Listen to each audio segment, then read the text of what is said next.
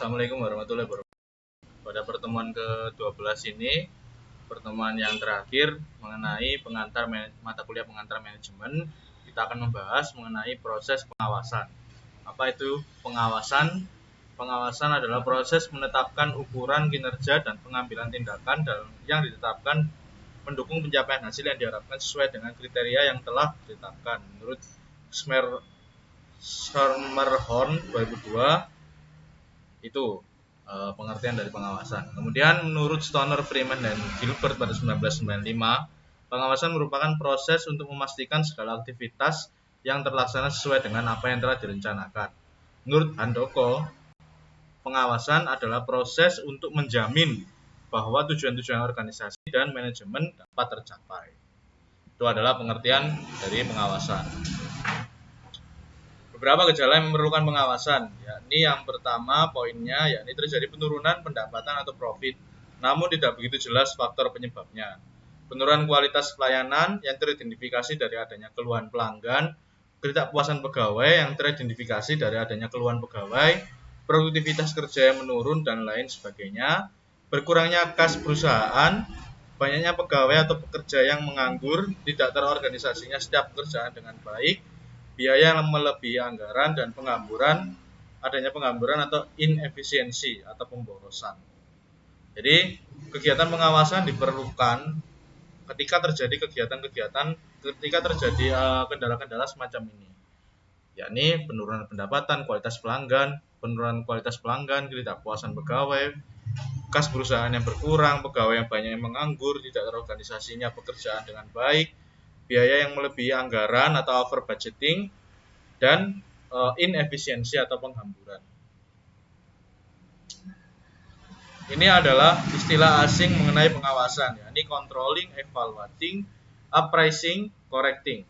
Yakni yang pertama controlling atau mengontrol. Mengontrol ini istilah-istilah dari kegiatan pengawasan. Ada evaluasi, mengevaluasi atau memberikan penilaian setelah dilakukan pekerjaan atau kegiatan tersebut. Menilai atau appraising, memberikan nilai atau memberikan nilai dari setiap pekerjaan yang telah dilakukan, apakah sudah sesuai standar, apa masih di bawah standar, dan mengoreksi atau melakukan perbaikan dari kegiatan yang akan dilakukan.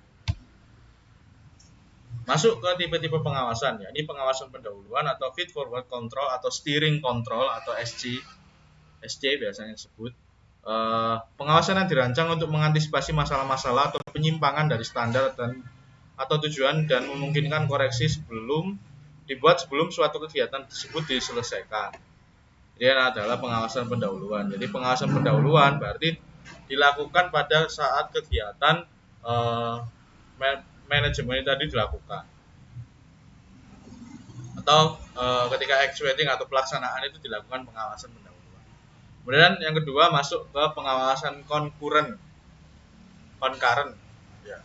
Pengawasan yang dilakukan bersamaan dengan pelaksanaan kegiatan atau concurrent control, atau pengawasan ya atau tidak, berhenti atau terus dilakukannya kegiatan tersebut selama kegiatan berlangsung. Jadi pengawasan concurrent ini untuk memutuskan apakah kegiatan yang dilakukan ini layak dilakukan atau tidak, atau dihentikan.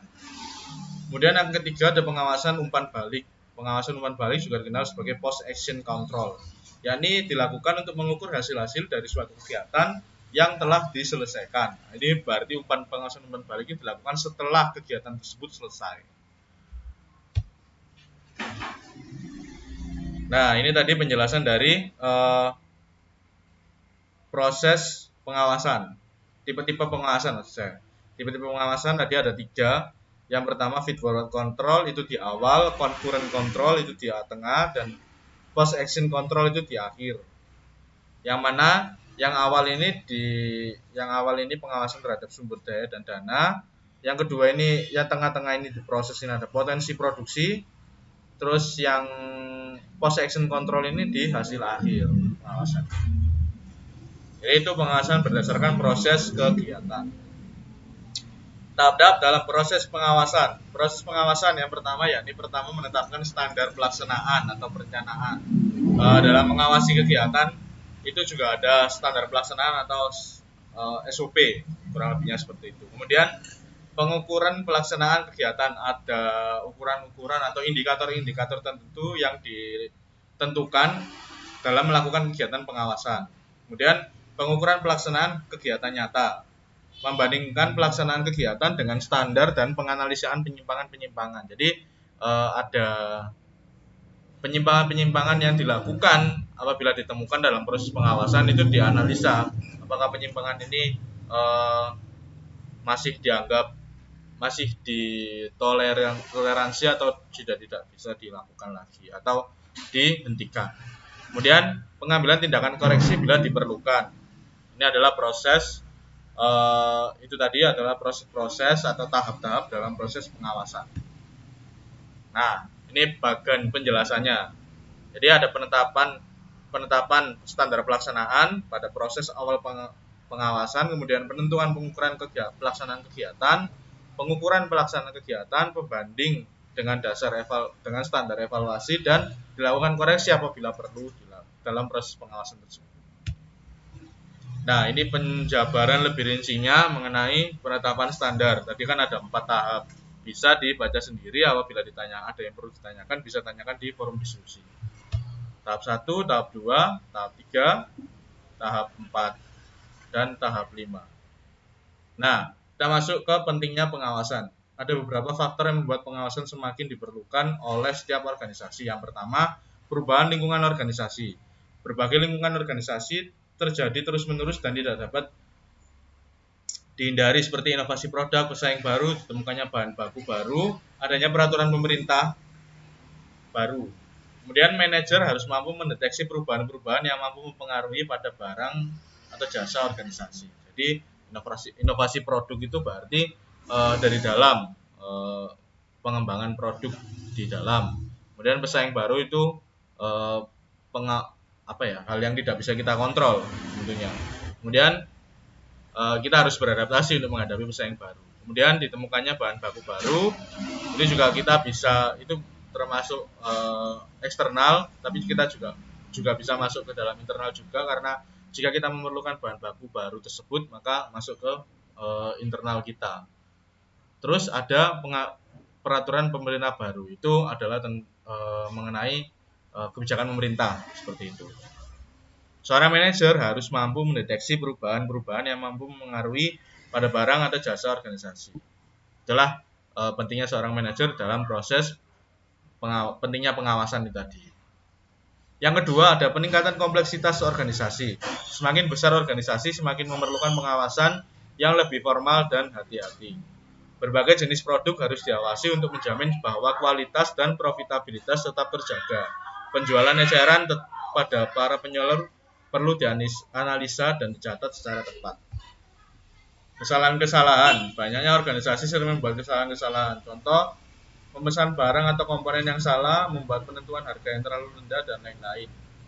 Sistem pengawasan memungkinkan manajer mendeteksi kesalahan-kesalahan tersebut sebelum menjadi hal yang kritis. Kebutuhan manajer untuk mendelegasikan wewenang. Salah satu cara manajer dapat menentukan apakah bawahan telah melakukan tugas-tugas yang telah dilimpahkan kepadanya adalah dengan mengimplementasikan sistem pengawasan. Perancangan proses pengawasan. 5 langkah dalam prosedur untuk sistem pengawasan menurut William H. Newman. Yang pertama yakni merumuskan hasil yang diinginkan. Manajer harus merumuskan hasil yang akan dicapai sejelas mungkin. Yang kedua, menetapkan petunjuk atau prediktor hasil. Jadi membuat semacam hipotesis atau analisa terhadap hasil yang akan diinginkan, atau prediksi terhadap hasil. Kemudian yang ketiga, menetapkan standar petunjuk dan hasil. Yang keempat, menetapkan jaringan informasi dan umpan balik. Dan yang terakhir, menilai informasi dan mengambil tindakan koreksi. Berikut ini adalah gambar unsur-unsur dalam siklus pengawasan. Nah, ini.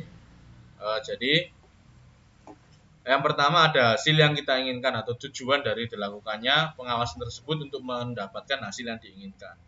Kemudian untuk mencapai hasil yang diinginkan diperlukan standar untuk hasil yang diinginkan dan petunjuk. dan untuk petunjuk perolehan hasil yang diinginkan. Kemudian ada penilai. Penilai melakukan koreksi terhadap berbagai macam kegiatan, dan penilai juga melakukan peramalan terhadap hasil akhir. Kemudian peramalan dan dari faktor-faktor eksternal dan masukan atau internal yang mempengaruhi hasil akhir, hasil-hasil intern yang telah dicapai melalui banyak kegiatan yang tadi. Karena ini mengapa tabelnya dua sisi. Bidang-bidang pengawasan strategik. Agar manajer dapat merancang sistem pengawasan efektif, maka perlu diidentifikasikan bidang-bidang strategik kesatuan kerja atau organisasi. Bidang-bidang strategik atau kunci biasanya menyangkut kegiatan-kegiatan utama organisasi seperti transaksi keuangan, hubungan manajer bawahan, atau operasi-operasi produk. Penetapan bidang-bidang pengawasan strategik akan membantu perumusan sistem pengawasan dan standar yang lebih terperinci bagi manajer di tingkat bawah. Alat bantu pengawasan manajerial, ada Management by Exception atau MBE. MBE atau prinsip pengecualian memungkinkan manajer untuk mengarahkan perhatiannya pada bidang-bidang pengawasan yang paling kritis dan mempersilahkan para karyawan atau tingkat manajemen rendah untuk menangani variasi-variasi rutin. Yang pertama, ini adalah mekanisme atau penjelasan dari MBE itu tadi. Yang pertama, menetapkan standar. Berikutnya, mengukur pelaksanaan kegiatan, lalu menilai apakah ada penyimpangan. Jika tidak ada penyimpangan, maka tidak perlu dilakukan tindakan koreksi. Jika iya ditemukan penyimpangan, apakah penyimpangan bersifat pengecualian? Jika tidak, maka tidak perlu memerlukan koreksi. Jika iya, dilakukan analisa dan evaluasi penyimpangan, kemudian mengambil tindakan koreksi. Jadi mengambil tindakan koreksi ini dilakukan setelah kita mengetahui dan menganalisa dan mengevaluasi atau memberikan penilaian terhadap penyimpangan-penyimpangan yang dilakukan oleh bawahan atau oleh tidak hanya bawahan ya, jadi semua yang ada di perusahaan tersebut yang menjadi tanggung jawab pihak manajemen. Beberapa faktor yang terkait dengan pengawasan dalam bidang SDM. Yang pertama, penerapan employee discipline system, adanya career path atau career path itu semacam path itu kan jalan atau peta karir lah, semacam itu. Kemudian yang ketiga, ada pemahaman manajer atas motivasi, kepuasan dan gaya kepemimpinan yang diterapkan. Jadi itu adalah faktor-faktor yang terkait dengan pengawasan dalam bidang SDM. Nah, berikutnya ada pengawasan di bagian informasi, yakni penggunaan teknologi komputer dan teknologi informasi. Yang kedua, ada penerapan sistem informasi manajemen. Pengawasan di bagian keuangan, ada pengawasan terhadap analisis laporan keuangan atau financial statement analysis. Kemudian yang kedua ada manajemen cash atau cash management. Yang ketiga ada pengelolaan biaya atau cost control. Pengawasan di bagian pemasaran, ada evaluasi atas pasar sasaran dan pasar potensial, survei atas perilaku konsumen dan berbagai faktor yang terkait dengan konsumen, dan yang ketiga ada evaluasi atas strategi pemasaran. Pengawasan di bagian produksi atau operasi, yaitu evaluasi atas plan location, evaluasi atas plan layout, evaluasi atas production process and schedule, evaluasi atas product distribution. Berikutnya, setelah kita menyebutkan tadi pengawasan di berbagai bagian di dalam suatu perusahaan, kita masuk ke mempertahankan atau bagaimana cara memelihara sistem fungsi pengawasan. Yang pertama, sistem pengawasan tradisional atau traditional control system, dan yang kedua ada dua cara ini jadinya. Sistem pengawasan tradisional atau traditional control system, dan yang kedua ada sistem pengawasan berdasarkan komitmen atau commitment based control system. Berikutnya ada karakteristik pengawasan yang efektif. Ada akurat, tepat waktu, objektif dan menyeluruh, dan ada terpusat pada titik-titik pengawasan strategik. Yang pertama harus akurat. Informasi kegiatan harus akurat. Yang kedua ada tepat waktu. Informasi harus dikumpulkan, disampaikan, dan dievaluasi secepatnya. Bila ada kegiatan perbaikan harus dilakukan segera. Objektif dan menyeluruh. Informasi harus mudah dipahami dan bersifat objektif serta lengkap. Terpusat pada titik-titik pengawasan strategik. Sistem pengawasan harus memusatkan perhatian pada bidang-bidang di mana penyimpangan-penyimpangan dari standar paling sering terjadi atau yang akan mengakibatkan kerusakan paling fatal. Realistik secara ekonomis. Biaya pelaksanaan sistem pengawasan harus lebih rendah atau paling tidak sama dengan kegunaan yang harus diperoleh dari sistem tersebut. Realistik secara organisasional, yakni sistem pengawasan harus cocok atau harmonis dengan kenyataan-kenyataan yang ada di dalam suatu organisasi atau di suatu perusahaan. Kemudian, terkoordinasi dengan aliran kerja organisasi. Informasi pengawasan harus dikoordinasikan dengan aliran kerja organisasi. Dan berikutnya ada fleksibel. Pengawasan harus mempunyai fleksibilitas untuk memberikan tanggapan atau reaksi terhadap ancaman ataupun kesempatan dari lingkungan. Berikutnya yang terakhir ada bersifat sebagai petunjuk dan operasional. Sistem pengawasan efektif harus menunjukkan baik deteksi atau deviasi dari standar, tindakan koreksi apa yang seharusnya diambil. Dan yang terakhir, diterima oleh para organisasi, yakni mampu mengarahkan pelaksanaan kerja. Jadi itu pembahasan kita mengenai materi yang terakhir, materi proses pengawasan. Dari awal kita belajar tentang perencanaan, pengorganisasian, pelaksanaan, dan yang terakhir ada proses pengawasan yang dikupas secara mendalam selama 12 dan terbagi menjadi 12 bab. Terima kasih sudah belajar tentang pengantar manajemen. Mungkin ada yang ditanyakan, bisa disampaikan di forum diskusi.